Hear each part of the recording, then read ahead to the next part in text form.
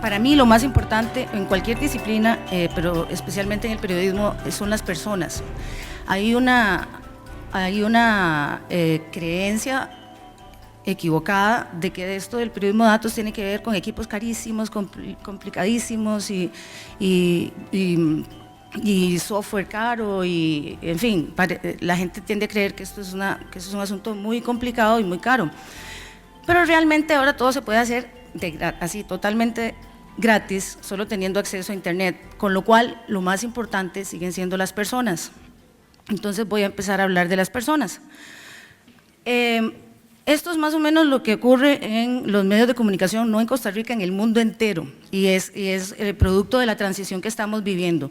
Les voy a presentar a estos señores. Raymond es el CEO de una corporación de medios. Él tiene reuniones con la junta directiva y acaba de hacer un equipo de innovación en la corporación para tratar de desarrollar nuevos proyectos, y habla de innovación todo el tiempo. Contrató a una community manager hace poco porque tuitea 120 veces al día y bueno, está trabajando ahorita en la misión y visión de la corporación para el 2048. Harry es un periodista de investigación de los viejos tiempos. Trabaja encerrado, con mucho secretismo y nunca cuenta qué está haciendo. Se reúne con sus fuentes en lugares secretos. Ese típico periodista que anda con la libreta chorreada de café y pues trabaja solo. En la misma empresa trabaja Sara, que es una muchacha de 28 años, programadora, muy apasionada con las nuevas herramientas para trabajar con datos y demás, pero su jefe es el gerente de tecnología y entonces ella ha querido convencerlo de que bajen información del Congreso para hacer un proyecto informativo y nadie le da pelota. Sara, de hecho, si van al mall un fin de semana, jamás Raymond reconocería a Sara porque nunca se ven. Pedro es un diseñador creativo que trabaja también en la misma empresa, pero en otro departamento ahí bien largo, y le encanta organizar hackatones y visualización, es un fanático de la visualización y siempre está probando nuevas herramientas y le toca visualizar datos de Wikipedia porque ningún periodista le da pelota tampoco con los temas que propone. Entonces, hay muchos más personajes, pero solo quería presentarles estos, porque esto refleja lo que está pasando en las salas de redacción, donde para crear e innovar con tecnología, todavía hay que mandar una orden por internet, un formulario ahí, para que alguien que no conocemos desarrolle lo que sea que estamos necesitando. Esa persona, en el mejor de los casos, la llegamos a conocer, pero a veces ni siquiera eso. Eso pasa en las grandes corporaciones, no solo aquí, en el mundo entero, y es la forma en que están organizadas las salas de redacción. Yo digo que no responde a los tiempos que estamos viviendo, responde a, no sé, un siglo atrás, si se quiere, pero no a lo que se requiere ahora. Ahora, enfoquémonos un poco en Harry. ¿Cuál es el problema de Harry? Harry, todo lo que estudió y las razones por las cuales se hizo periodista, se las cambiaron totalmente. Harry está enojado de ver que hay un kindergarten ahí en la sala de redacción, de muchachitos que pasan tuiteando y haciendo cosas que él no entiende. A Harry le da alergia cada vez que escucha la palabra algoritmo y realmente está muy enojado porque la calidad de la información en tiempo real no es la que había antes, cuando se cuidaba una edición de un diario escrito. Y entonces él trata de mantenerse lo más lejos posible de ese kindergarten y además cree que erróneamente, y de eso es lo que quiero hablarles, que él cree que para poder meterse en este mundo es complicadísimo y que va a tener que convertirse en programador y que ya él no está para eso porque ya está muy viejo. El problema es que esa no es la solución. Hay dos caminos. Uno, yo les digo, todo esto empieza porque a mí siempre me gustó la tecnología y en los años 90, cuando no había ni bases de datos ni internet, empecé a pedir bases de datos, me acuerdo que la primera que pedí fue la del régimen no contributivo de la Caja, y tuve que ir con un estañón así grandísimo, porque no había llave malla, a una computadora así gigante para ir a hacer la transferencia de los archivos y todo eso. Desde entonces hasta ahora las cosas han cambiado mucho en cuanto a, por ejemplo, el software que se necesitaba para hacer análisis era carísimo, no había herramientas gratuitas como hay ahora, en fin. En ese momento yo pensaba que tenía que aprender tantas cosas, tenía que aprender lenguajes de programación y tenía que aprender todas las herramientas que empezaban a salir, y en un momento me dije, bueno, esto es muy abrumador, no me va a alcanzar una vida entera para poder aprender todo eso que está ahí. Y desde entonces siempre tuve el sueño de crear un equipo multidisciplinario para poder trabajar con profesionales en otras áreas y mejorar la calidad del periodismo a partir del uso de datos. Entonces Harry lo mejor que podría hacer es hacerse muy amigo de esos muchachitos. No necesariamente tiene que convertirse en un programador.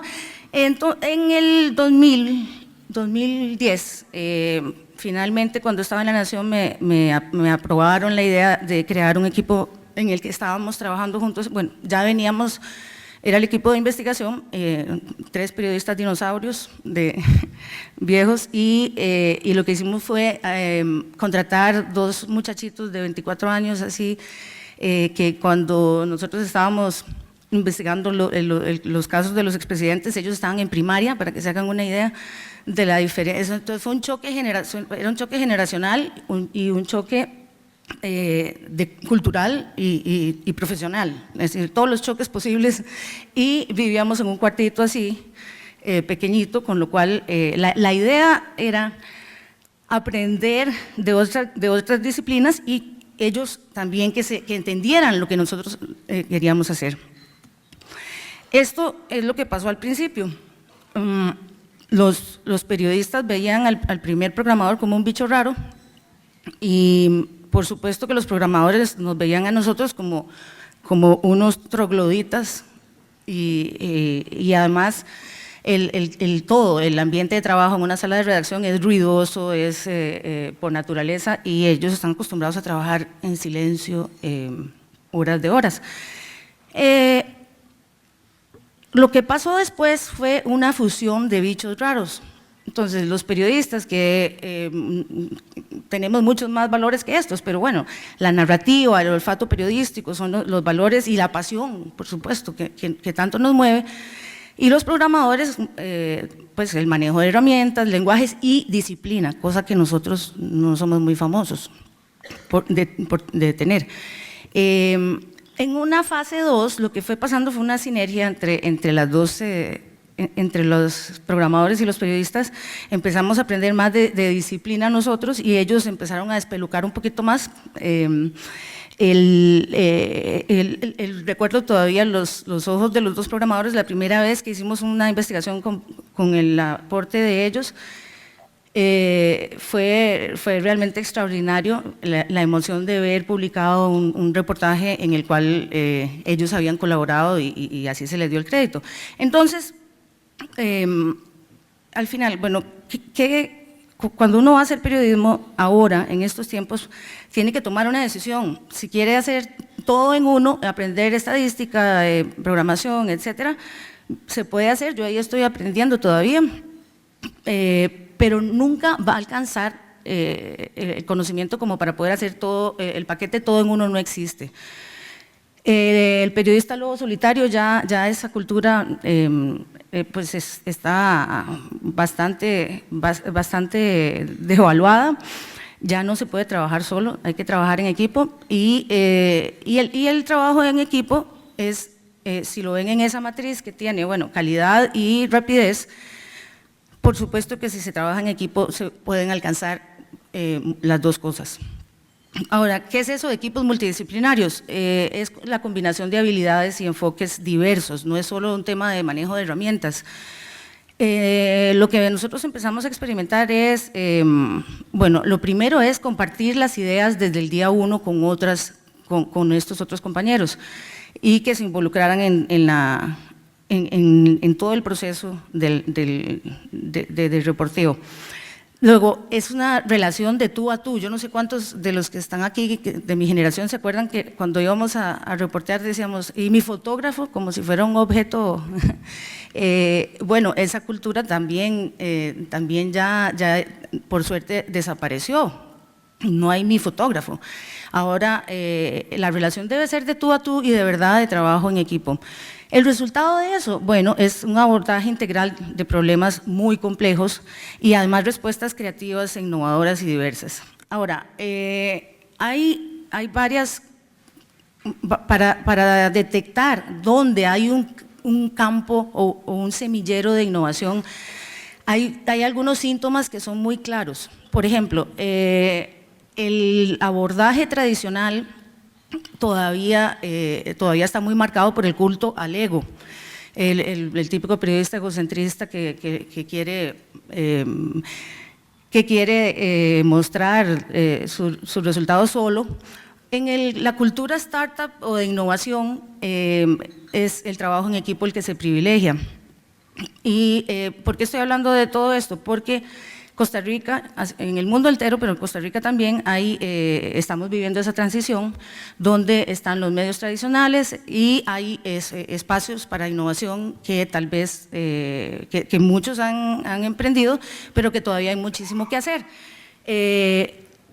El abordaje tradicional depende de consultores caros, en la cultura startup son más bien emprendedores y visionarios que no quieren repetir lo que se ha hecho antes, sino innovar de verdad, experimentar. El abordaje tradicional siempre pensaba que había que comprar equipos caros y software carísimo. Los startups se usan herramientas y datos de uso libre. Luego, la otra característica es la reunionitis.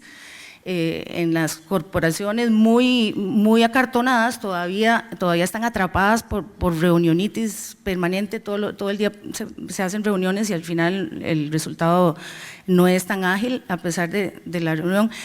En la cultura startup más bien se trata de una comunión permanente, es decir, lo que teníamos y vuelvo otra vez al ejemplo, que fue mi primera experiencia en trabajos multidisciplinarios. Lo que pasaba es que todos sabíamos, bueno, para empezar no había vida privada, porque estábamos todos trabajando juntos, pero además había un seguimiento diario e inmediato de si un periodista salía a hacer una entrevista, ya los otros estaban pendientes de qué iba a pasar, entonces no había necesidad de hacer reuniones. El abordaje tradicional normalmente sigue atrapado en el culto al cargo, a la posición, a la gerencia, lo que sea, como se llame. El abordaje de startup es más bien orientado hacia los logros. Y esto, que es la última, pero quizás la más importante, es el abordaje tradicional. Lo que hace es copiar modelos exitosos de otros países o de otras latitudes o de otros medios. La cultura startup se trata de crear modelos que sean escalables y replicables. Eso es innovación. Ahora, ¿en dónde estamos los periodistas con respecto a eso? Y esto a nivel global. La verdad es que a mí me hace gracia cuando me preguntan pero es que eso del periodismo de datos, ese es del futuro. Y yo, no, eso no es del futuro, es del pasado más bien. Los científicos y los profesionales en negocios y en mercadeo tienen 40 años de estar analizando datos para tomar decisiones o más, de manera sistemática. De hecho, están experimentando en modelos predictivos para analizar datos en tiempo real y, bueno, muchas de las cosas que ustedes han oído hablar que se pueden hacer ahora con lenguajes muy sofisticados. Entonces, nosotros estamos llegando tarde a la fiesta en cuanto a la adaptación tecnológica, con lo cual tampoco es mucho lo que tenemos que hacer, es mirar hacia otras disciplinas y adaptar eso que se está haciendo en otras disciplinas a nuestro ejercicio profesional. Yo particularmente sigo un grupo que se llama O'Reilly Media, que es una organización de científicos, programadores, expertos porque hacen una conferencia una vez al año y ahí usted sí realmente ve innovación, o sea, cosas nuevas. Y no tiene mucho que ver con periodismo, de hecho no he visto que haya muchos periodistas cerca de ese grupo, pero las técnicas nos pueden orientar hacia dónde va la innovación, que ciertamente no ocurre en nuestros medios de comunicación. Les doy un ejemplo, el New York Times tiene 350 programadores. ¿Cuándo fue la última vez que ustedes escucharon que el New York Times inventara algo? Se inventó Google, se inventó Facebook, se inventó Snapchat, y se siguen inventando cosas todos los días y ningún medio de comunicación inventa nada, porque lo que hicieron fue dejar que las plataformas las crearan otros. Entonces, dos muchachitos metidos en un garaje en Helsinki inventaron Angry Birds y se hicieron millonarios. Otros dos muchachitos en un garaje en California inventaron Google. Ya ustedes saben el resto de la historia. Entonces, la innovación ciertamente no sale de nosotros, de los medios menos y tampoco de los periodistas que estamos acostumbrados a la quincenodependencia. Entonces no teníamos la necesidad de innovar en nada, porque ya era un matrimonio perfecto. Entonces, nos pagan un salario, no nos preocupamos de la parte de innovación ni de negocio, que otro se preocupe de eso, y nosotros nos quedábamos con hacer buen periodismo. Ahora ya no es suficiente eso, ahora nos va a tocar defender el periodismo porque, como el maestro don Sergio decía ahora, la comunicación están perdiendo audiencias, ya nadie se informa, los utiliza como medio de referencia o fuente de referencia. Y esto se puede ver de dos formas, uno muy triste y la otra es ver una oportunidad ahí, y eso es lo que yo quiero hablarles hoy, porque todos tenemos una oportunidad de innovar en este momento. Si se dan cuenta, los nietos de nosotros van a decir, esta es la generación del cambio, somos nosotros los que estamos aquí. Si se ponen a pensar todo lo que nos ha pasado desde entonces, vimos nacer internet, vimos nacer las computadoras, vimos nacer los celulares que no existían, bueno, había unas cosas así gigantes y ahora todo el mundo tiene celulares. Si se ponen a pensar, la transición que nosotros nos está tocando vivir como periodistas es extraordinaria. Es extraordinaria. Entonces, lo que no tenemos que hacer es huir de ahí y dejar que otros inventen. El problema que está pasando es este.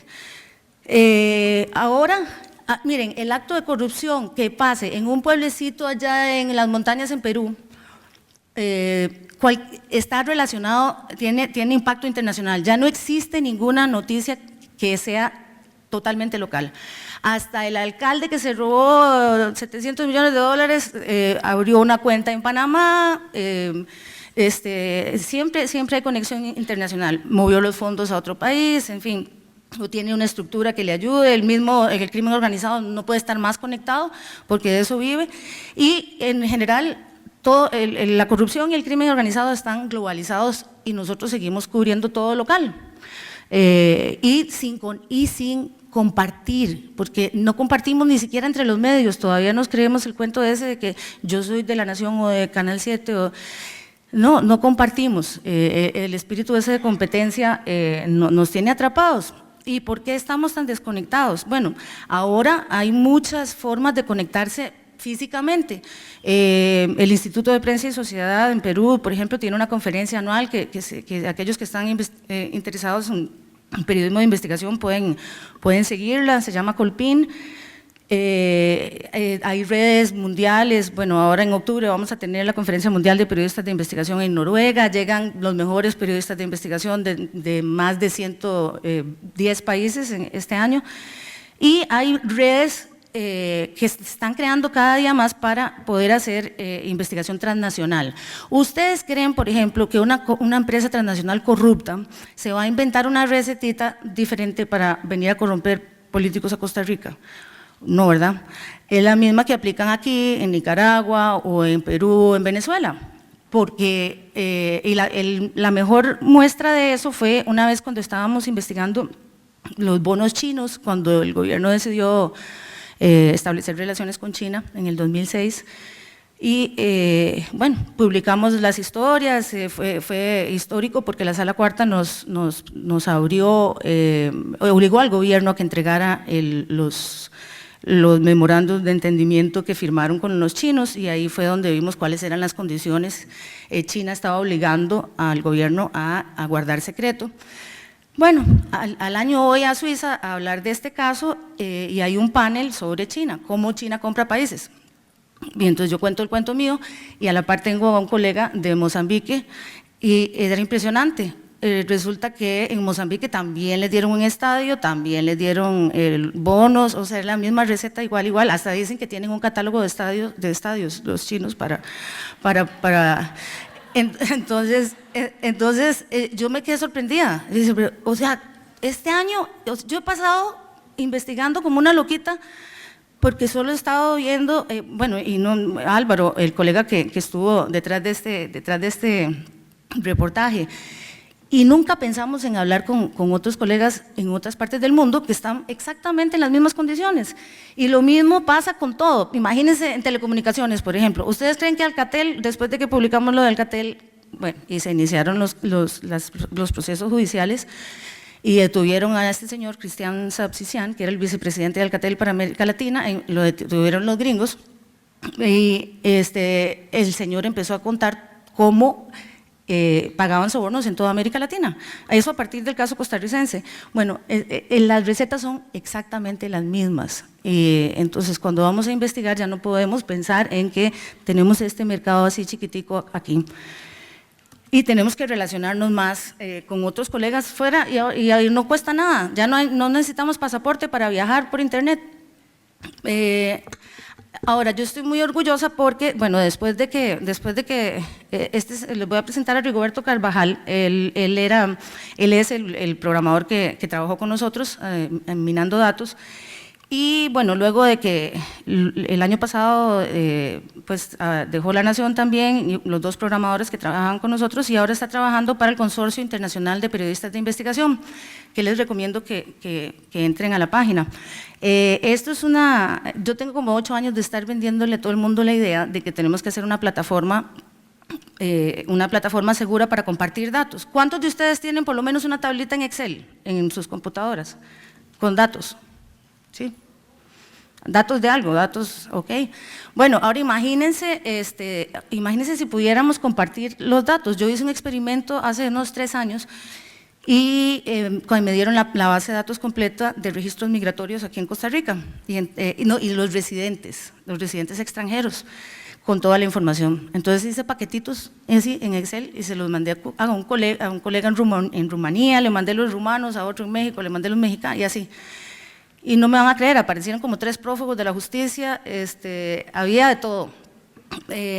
Entonces, y fue un ejercicio como para ver, ahora imagínense que nosotros tuviésemos una plataforma en la que podemos ya no solo compartir como colegas físicamente, sino compartir datos. Rigoberto Carvajal está diseñando eso y ICIJ está patrocinando el diseño, y bueno, es un tico que nos tiene que llenar de mucho orgullo. Ahora, vamos, eso era el espíritu del trabajo en equipo. Ahora entrémosle a qué es eso del periodismo de datos. Lo que pasó aquí lo que está sucediendo aquí es la confluencia de 2 mundos que no se hablan.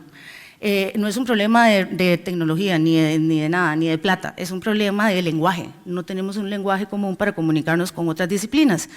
Y tenemos bloqueado nuestro radar a cualquier cosa que suene muy rara y muy complicada y muy matemática, y creemos que tenemos que hacerlo nosotros.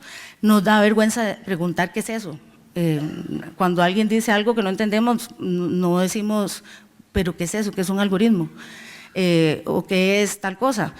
Entonces, esos 2 idiomas, lo que está pasando es que hay otras disciplinas que muy atinadamente están asumiendo el rol de liderazgo en salas de redacción, en instituciones públicas, eso aplica para todo. Y ustedes ven, por ejemplo, a los gerentes de la vieja guardia o a los directores de medios, etcétera, que le dejan las decisiones técnicas a los técnicos, como si no hubiera peso editorial en las decisiones tecnológicas, porque qué pereza entender. Entonces nosotros estamos como intimidados, ahí sentaditos, y que los técnicos decidan, porque eso se lo pasamos al gerente de tecnología. Ese es el gran problema, no estamos asumiendo el rol que nos corresponde de liderazgo en los proyectos tecnológicos. Ahora, antes de decir qué es el periodismo de datos, bueno, a mí no me gustan las denominaciones para empezar, pero les voy a contar que no es para mí, y ahora hay un montón de gente, bajan datos, hacen unas visualizaciones en 3D, 4D y aquellos juegos pirotécnicos y todo, y y a veces no tienen historias o los títulos son preguntas sin respuestas. Ustedes imaginan qué falta de respeto que es darle un título con una pregunta a la audiencia. O sea, yo siendo lector o audiencia le diría, mire, ¿y usted en qué está? O sea, no se supone que usted me tiene que responder, que tiene que dar las preguntas. Segundo, hay piezas que invitan a la audiencia a navegar en océanos de datos sin ninguna guía, sin ninguna orientación, y no hay jerarquía. Y esto es para todo, digital e impreso. Cuando usted ve un paquete sin jerarquía es que no se hizo el trabajo. Hay que jerarquizar, y sobre todo en la era digital. Eso de que cabe todo no es cierto. Ese trabajo que nos toca a nosotros los periodistas de jerarquizar el contenido, tenemos que hacerlo. Como ven, esto no es sobre tecnología ni sobre diseño, o sea, todo eso empodera el periodismo, pero las ideas siguen siendo lo más importante, las ideas para hacer buen periodismo. Y si no sabemos hacer una cosa, buscamos a un aliado. Por ejemplo, ya cuando me hacían falta más programadores, fui al Tecnológico de Costa Rica para ver si los estudiantes podían hacer un trabajo, trabajar con nosotros. Eso es una buena forma, o buscar grupos de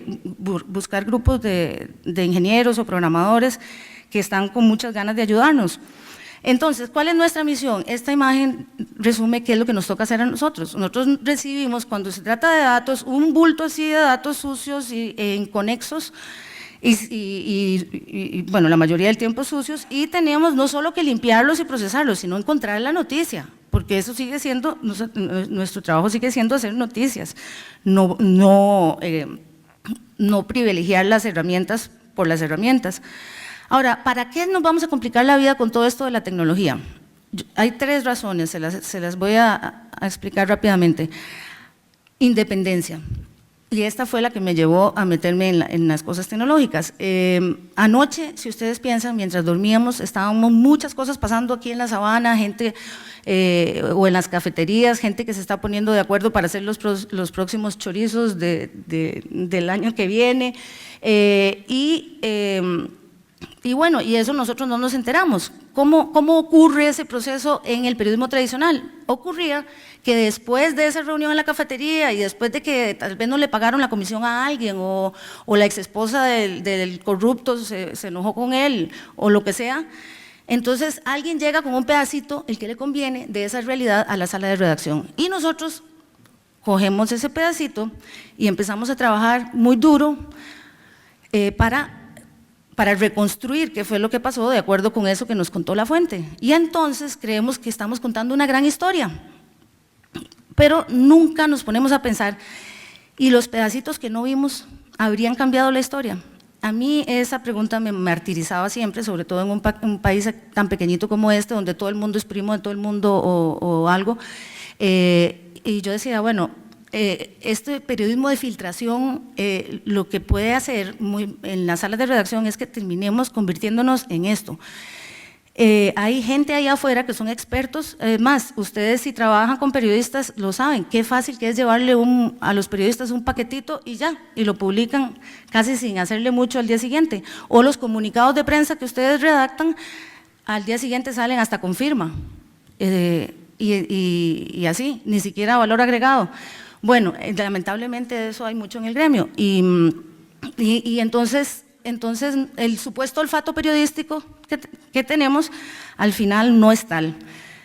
¿Qué tiene que ver eso con los datos? Imagínense, bueno, no sé si recuerdan el caso del ministro Herrero, esa fue la primera investigación que hicimos con bases de datos. Lo que hicimos fue recolectar toda la información de todos en aquella discusión sobre el plan fiscal, que creo que ahora está otra vez en la palestra, dijimos, bueno, ¿y esta gente pagará impuestos? Y entonces hicimos la base de datos de todos los ministros y todos los diputados y sus esposas y sus empresas, y para ver si pagaban el impuesto territorial, y bueno, la mitad no pagaban o no reportaban el valor actual de sus casas, pero el peor caso era el del ministro Herrero, que tenía 4 casas y que nunca había ni siquiera reportado el valor, pero más que eso, su casa se la estaba alquilando a la policía, a la fuerza pública, y para el alquiler, ahí sí reportó el valor real.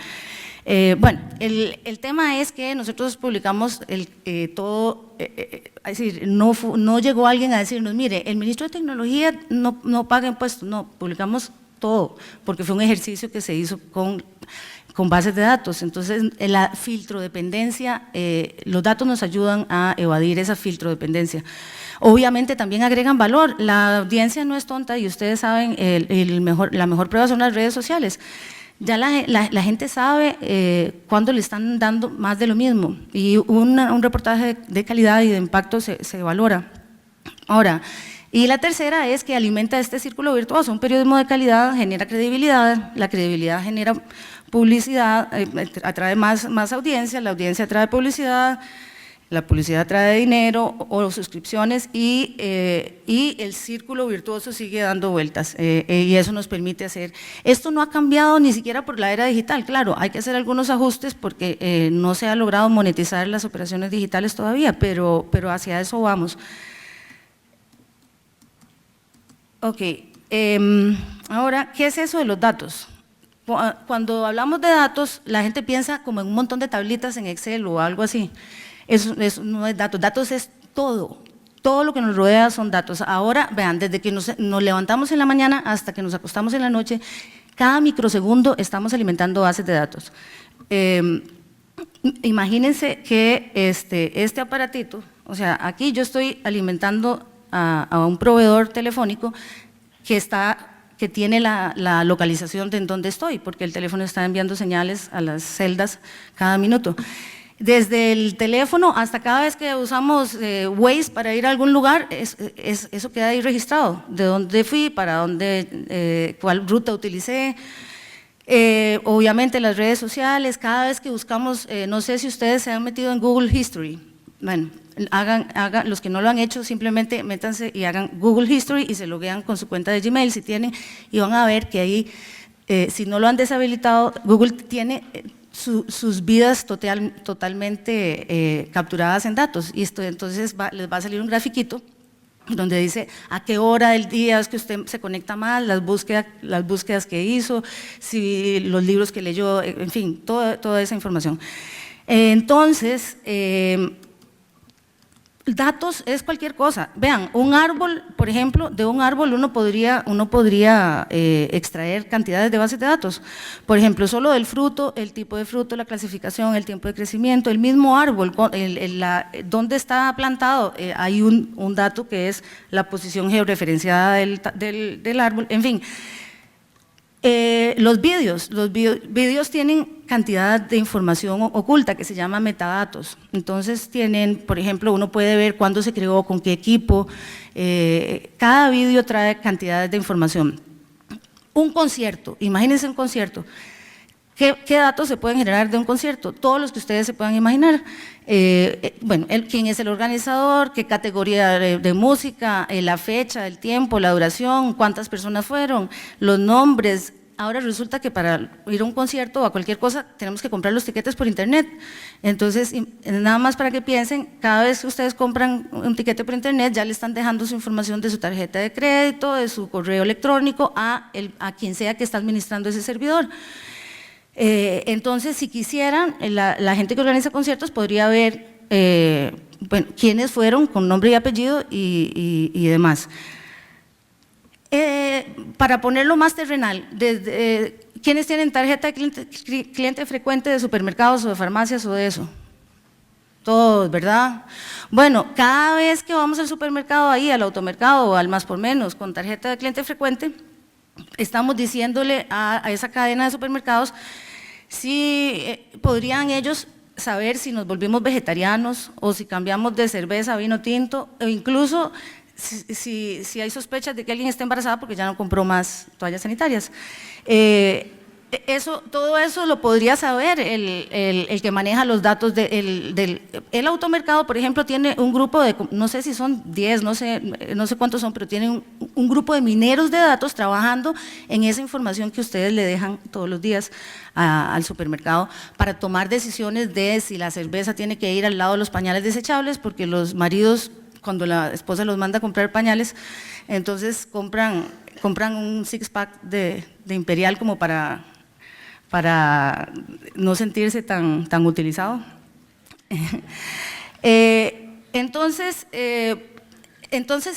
vivimos en un mundo donde no paramos de alimentar bases de datos. Eso es lo que hacemos todo el día, con todo lo que estamos haciendo. Ahora, ¿qué tiene que ver esto con el periodismo? Todo, porque todo, como lo utilizan el campo de los negocios y como lo utilizan los científicos para encontrar, por ejemplo, tendencias de enfermedades.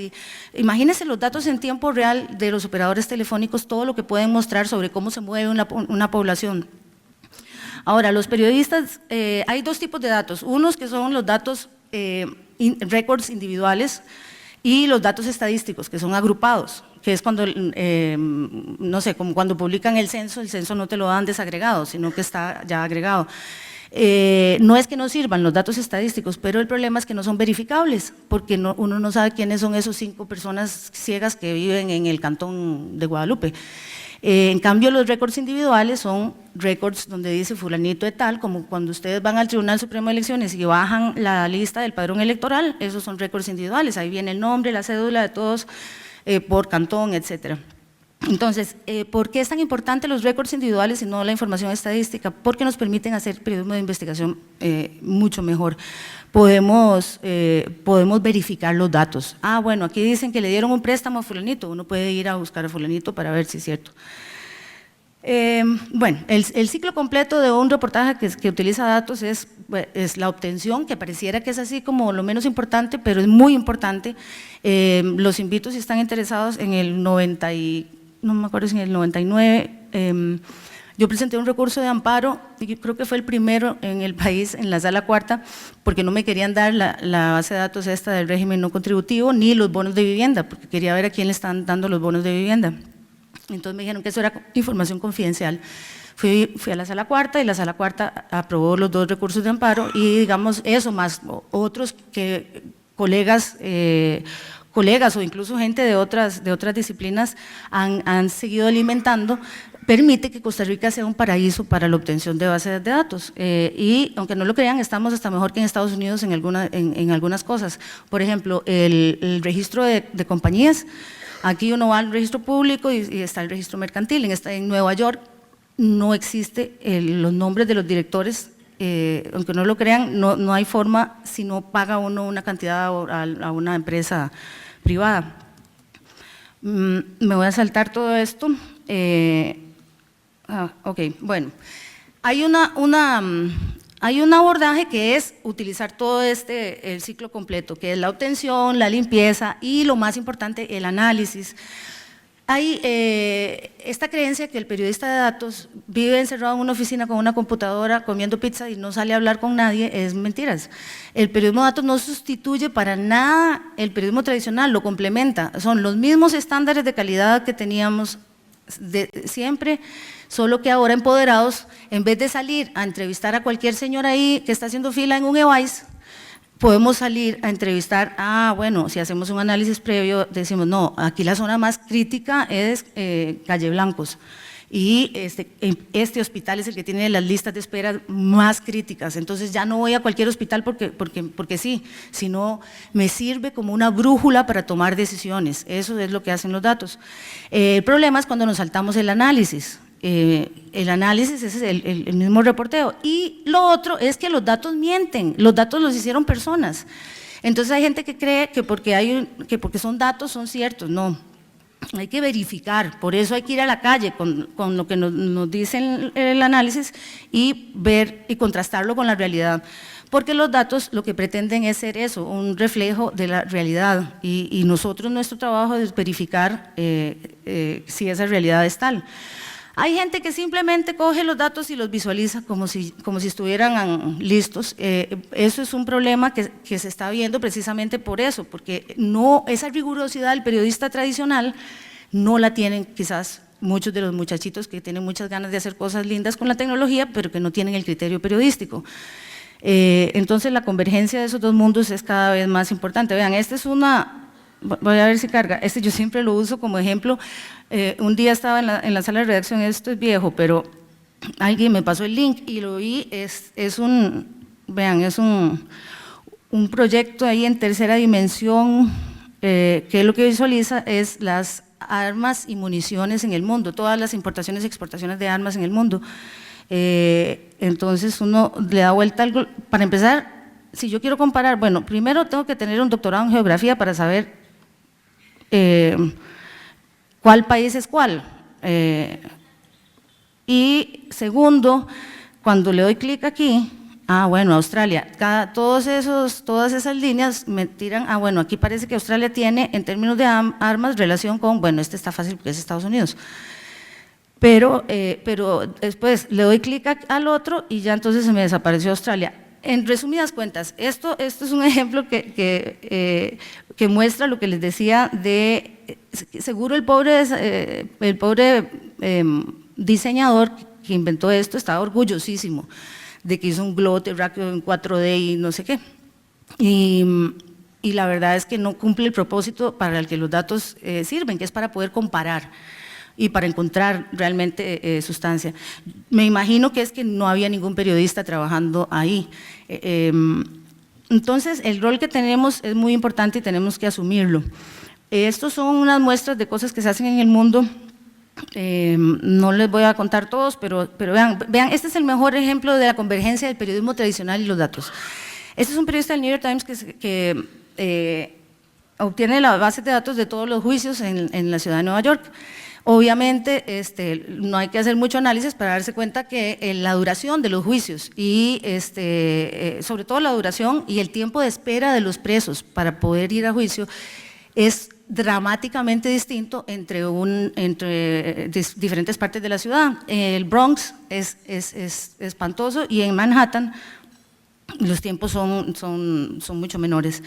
Bueno, el periodista pudo haber publicado esos datos secos que no dicen nada, pero lo que hizo se fue a la corte del Bronx, a la que está peor después de haber hecho el análisis de los datos, y se fue todos los días a hacer así como una jornada de empleado público todo el día, por lo menos un mes, y grabando todo lo que pasaba. Entonces hay unos audios, se complementó los datos con un reporteo delicioso, con audios donde los jueces diciendo, bueno, ya es hora del café, y ya se van a las 3. Y todas las excusas que se ponían para postergar y postergar y postergar los juicios, pero vivencialmente. Entonces, este es otro de los mejores ejemplos. Este reportaje ganó el Pulitzer el año pasado, y también lo tuvimos de finalista en el concurso de periodismo de datos. Es un periodista que tiene una fuente tradicional y esa fuente le cuenta las barbaridades que pasan en los mineros, en un grupo de mineros de carbón que tienen problemas en sus respiratorios a causa del trabajo que hacen. Entonces él probó, utilizando datos, una base de datos como de miles de rayos X, como había dos grupos, un grupo de médicos y un grupo de abogados que estaban básicamente boicoteando todos los intentos de estos trabajadores para poder obtener compensación. En fin, ahí les dejo los links luego, pero hay cantidades de ejemplos de temas de alto interés público que se hacen complementando con bases de datos. ¿Cómo hace uno para empezar a pensar así? O sea, ¿cómo empiezo? Bueno, ¿qué hacemos nosotros cuando vamos a entrevistar a alguien antes? Obviamente hacemos un poco de investigación sobre quién es la persona, sus antecedentes, lo que ha dicho antes, ¿verdad? Es lo mismo con los datos. Uno no puede ir a entrevistar datos así de buenas a primeras solo por bajarlos. Hay que ir a entrevistar cada una de las variables o cada una de las columnas, si lo quieren ver así. Y cada una nos cuenta una historia. Los ejemplos que voy a utilizar son de trabajos viejos de La Nación, pero no los uso porque sean los mejores, sino porque me ayudan a ilustrar cómo se genera el pensamiento cuando se trabaja con datos. Por ejemplo, la intersección de conjuntos, este es como un clásico, donde usted tiene una base de datos aquí y tiene otras acá. Y la lógica es, estas personas de aquí no deberían estar aquí, ¿verdad? Por ejemplo, los que reciben el subsidio de Avancemos, los papás no deberían tener salarios altísimos, porque se supone que es un subsidio para menores en riesgo de abandonar los estudios. Este trabajo, lo que hicimos fue coger la base de datos de todos los muchachos que reciben el subsidio de Avancemos y ponerles mamá y papá, y luego buscarles todos los activos que pudimos encontrar a mamá y papá. Entonces salían, por ejemplo, unos señores, unos médicos de la Caja del Seguro con salarios altísimos, con hijos que estaban recibiendo el subsidio. Entonces, claro, la hipótesis de trabajo era, hay gente que no debería de recibirlo. Cuando vamos a la calle, ¿qué nos encontramos? Un montón de muchachos en la pobreza más extrema. Resulta que son hijos abandonados por sus padres. O sea, los datos nunca nos hubieran dicho. La realidad es que esos señores son los papás, pero tuvieron a ese hijo, lo dejaron abandonado y ahora tienen su casa y su condominio ahí con su familia nueva, y ese muchacho está ahí con su mamá en condiciones precarias.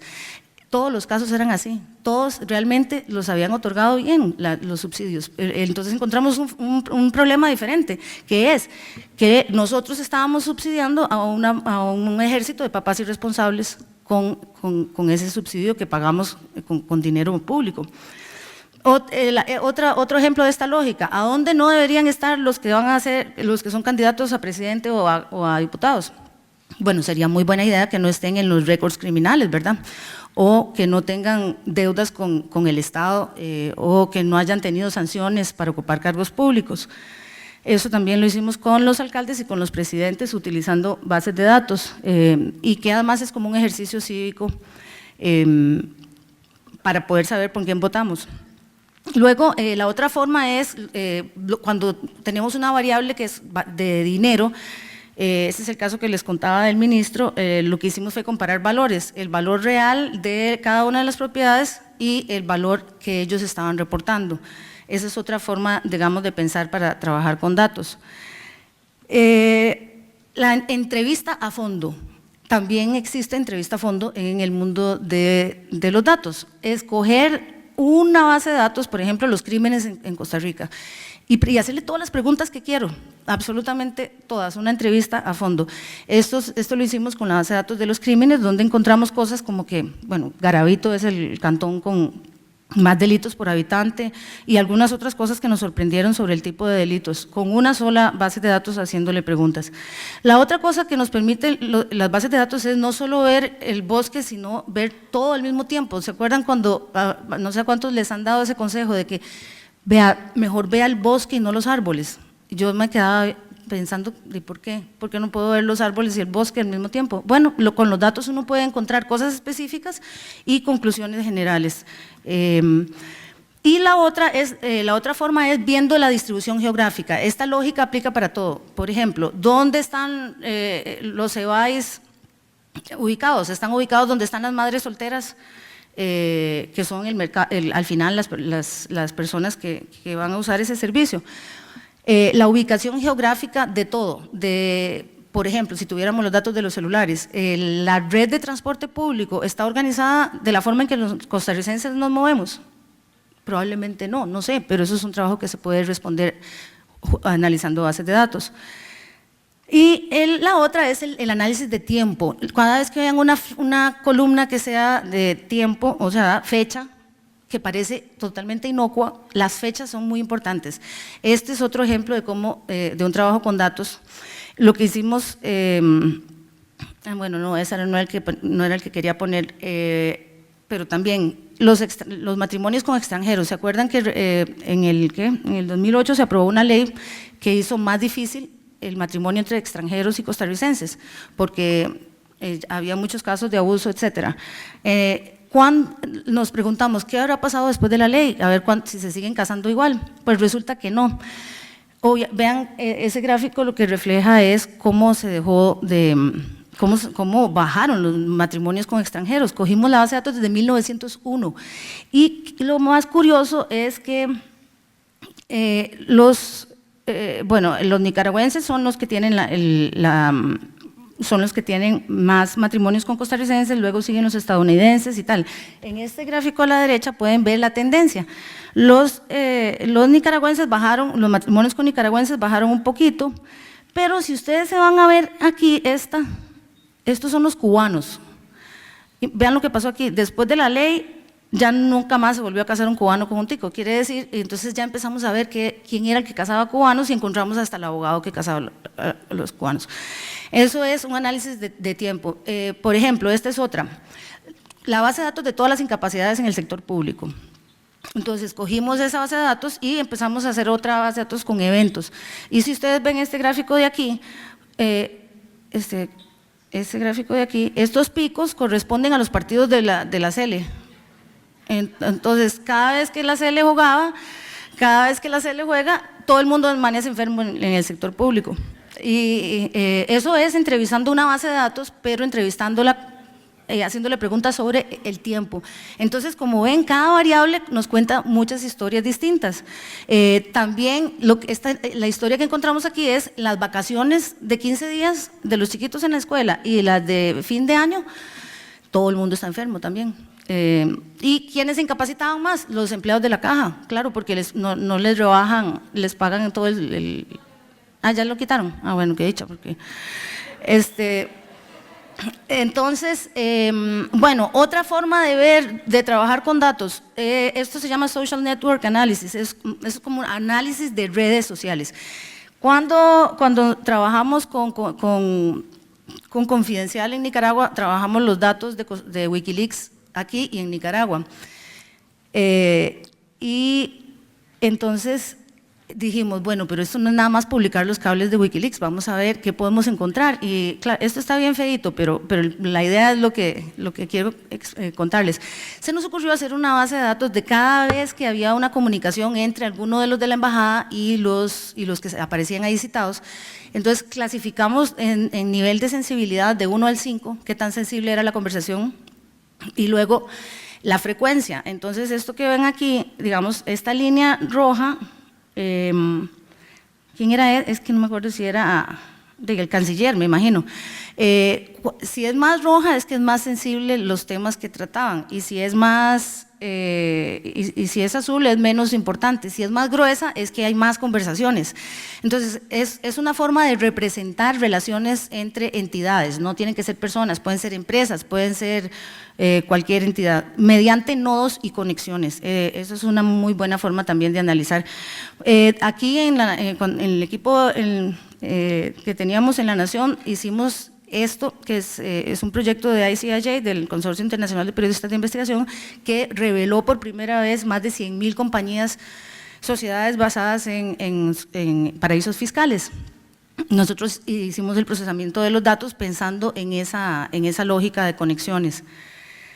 Bueno, y finalmente el tema de los datos es además muy rentable. Con una tablita vieran todo lo que se puede hacer, y esto era lo último en lo que estábamos experimentando antes de que desapareciera la unidad, y es ya esas piezas larguísimas ya nadie se las lee, es decir, no hay ningún sentido en seguir trasladando los formatos antiguos al mundo digital, que es totalmente diferente. Entonces toda investigación iba con un vídeo de 1 minuto, que ese era como el lanzador para redes sociales, que contaba, no hay ninguna investigación, por más compleja que sea, que no se pueda contar en 1 minuto y en lenguaje sencillo.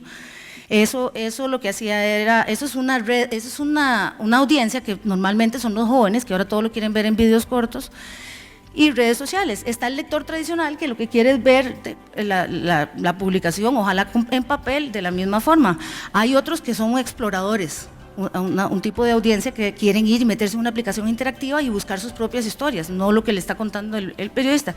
Y hay unos freaks que quieren la base de datos completa para ver, y entonces también la ponemos para que puedan hacer sus propios análisis. Entonces vean que las audiencias son múltiples.